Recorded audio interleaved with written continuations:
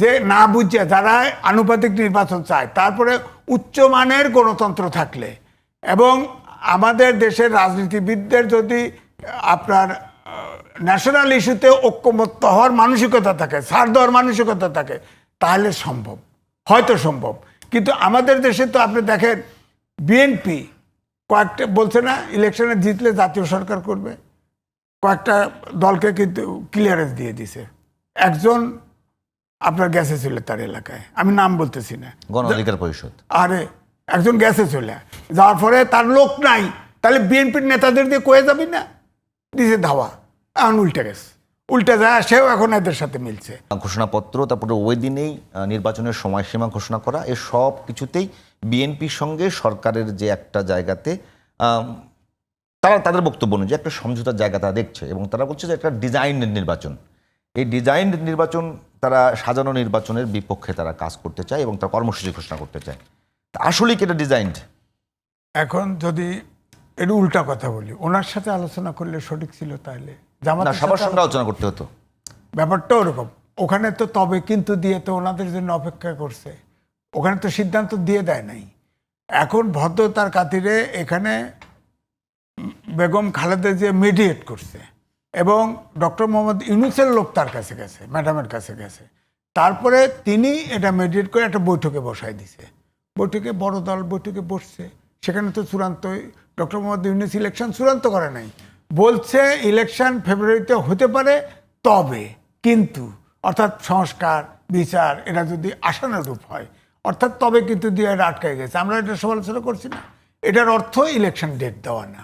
তারপরে তবে কিন্তু সেটা নিয়ে তো আলোচনা বহুবার বৈঠক হয়েছে, সেখানে করে নাই কেন?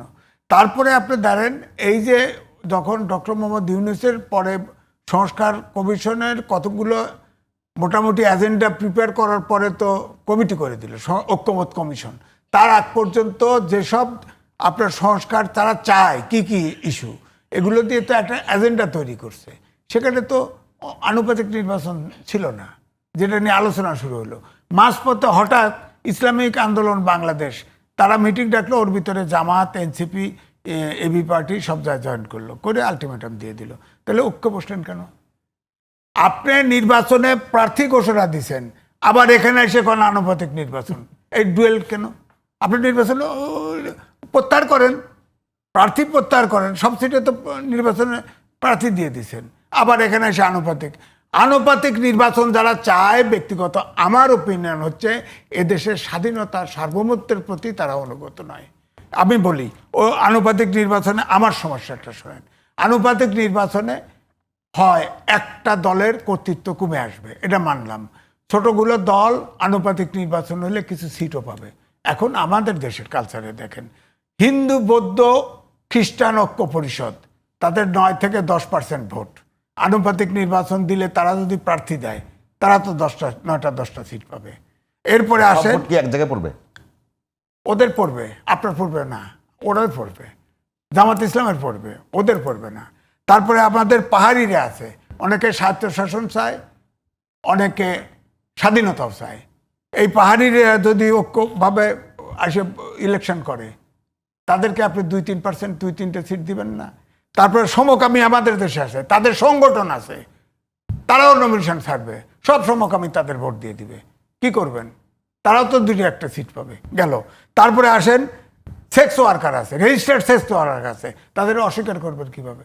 তারাও একজোটে করলে যে আমরাও দেব, তৃতীয় লিঙ্গের লোক আছে, তারাও দিবে। তো আপনার পার্লামেন্টটা কি হবে?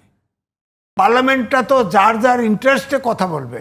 ওই হিল ট্যাক্সে আমাদের যে 3টা ডিস্ট্রিক্ট আছে, তারা স্বাধীনতা চায়, পার্লামেন্টে এসে সেই দাবি উঠবে, কি করবেন আপনি? এই জন্যই তো বলি যে এই আনুপাতিক নির্বাচন আমাদের দেশে এটা স্বাধীনতার সার্বভৌমত্বের প্রতি হুমকির স্বরূপ। 1, 2 আসেন, আপনি ধরেন এইখানে, আপনি ধরেন আমাদের এই সাবকন্টিনেন্টে শ্রীলঙ্কায় আছে, নেপালে আছে, নেপালের রাজতন্ত্র থেকে আসছিল, এসে আনুপাতিক নির্বাচন দিছে, 12 বছরে 17বার সরকারে ফেল করছে, মানে যে খুচরা পার্টি ফুটি গেছে, যা সব ফাল করাই দিছে। ভেনিজুয়েলায় প্রথম কিন্তু পিআর সিস্টেম হয়েছে, তাদের দেশে অনেক জাতিগোষ্ঠী আছে, অনেক ভাষা আছে, এখন রাষ্ট্র ভেঙে যাচ্ছে, এরকম অবস্থা, রাষ্ট্র নিয়ন্ত্রণ। ইসরায়েল ইসরায়েলে নেতানিয়াহুর নিকুত পার্টি আছে, সেখানে সর্বোচ্চ ভোট আপনার 30%-এর বেশি কেউ পায় না, সর্বোচ্চ ভোট পায়। আর সবগুলো দল হলো ইহুদি, এবং তাদের ওখানে আছে 3.5% হলে সে সিট মানে সিট পাবে, আনুপাতিক সিট পাবে। এখন মেজরিটি যায় হলো অপোজিশন, যা নেতানিয়াহু কয় মুসলিম হত্যা করো, গাজা খালি করো, এটি হচ্ছে। আর আমেরিকা অস্ত্র দেয়, আচ্ছা, তো এগুলো কি করবে? তো আমি এই জন্য বলছি যে না বুঝছে যারা আনুপাতিক নির্বাচন চায়, তারপরে উচ্চমানের গণতন্ত্র থাকলে এবং আমাদের দেশের রাজনীতিবিদদের যদি আপনার ন্যাশনাল ইস্যুতে ঐক্যমত্য হওয়ার মানসিকতা থাকে, ছাড় দেওয়ার মানসিকতা থাকে, তাহলে সম্ভব, হয়তো সম্ভব। কিন্তু আমাদের দেশে তো আপনি দেখেন বিএনপি কয়েকটা বলছে না ইলেকশনে জিতলে জাতীয় সরকার করবে, কয়েকটা দলকে কিন্তু ক্লিয়ারেন্স দিয়ে দিছে। একজন আপনার গেছে ছিল তার এলাকায়, আমি নাম বলতেছি না, গণ অধিকার পরিষদ, আরে একজন গেছে চলে যাওয়ার পরে তার লোক নাই, তাহলে বিএনপির নেতাদের দিয়ে কয়ে যাবি না, দিছে ধাওয়া, এখন উল্টে গেছে, উল্টে যায়, সেও এখন এদের সাথে মিলছে।